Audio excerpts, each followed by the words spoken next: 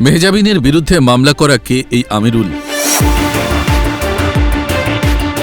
পারিবারিক ব্যবসার পার্টনার হিসেবে রাখার প্রলোভন দেখিয়ে ২৭ লক্ষ টাকা আত্মসাৎ, হুমকি ধামকি ও ভয়ভীতি প্রদানের অভিযোগে অভিনেত্রী মেহজাবিন চৌধুরীর বিরুদ্ধে মামলা করেছেন এক ব্যক্তি, যিনি নিজেকে আমিরুল ইসলাম হিসেবে পরিচয় দিয়েছেন।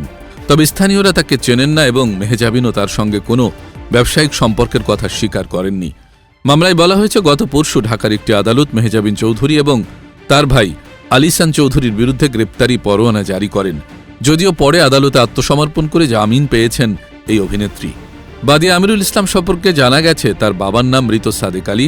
বর্তমানে তিনি ক্যান্টনমেন্ট থানার মানিকদির নামাপাড়ায় থাকেন এবং তার গ্রামের বাড়ি ফেনী সদরের ফতেপুরে।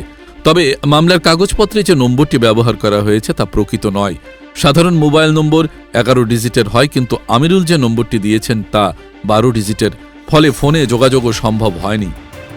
মামলায় উল্লেখ করা হয়েছে, বাদী দীর্ঘদিন ধরে মেহজাবিনের সঙ্গে পরিচয়ের সুবাদে বিভিন্ন প্রলোভন দেখিয়ে তাকে নতুন পারিবারিক ব্যবসার পার্টনার হিসেবে রাখার প্রতিশ্রুতি দেন।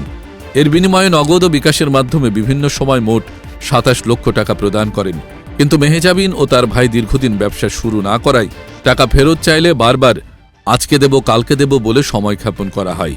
মামলার অভিযোগে আমিরুল ইসলাম বলেন, ফেসবুকের মাধ্যমে মেহজাবিনের সঙ্গে আমার পরিচয় হয়। ৩-৪ বছর ধরে আমাদের মধ্যে কথাবার্তা চলছিল। ব্যবসায়িক অংশীদারিত্বের ভিত্তিতে আমি তাকে প্রায় ২৭ লক্ষ টাকা দেই। বুটিক ব্যবসা করার কথা বলে তিনি এই টাকা গ্রহণ করেন।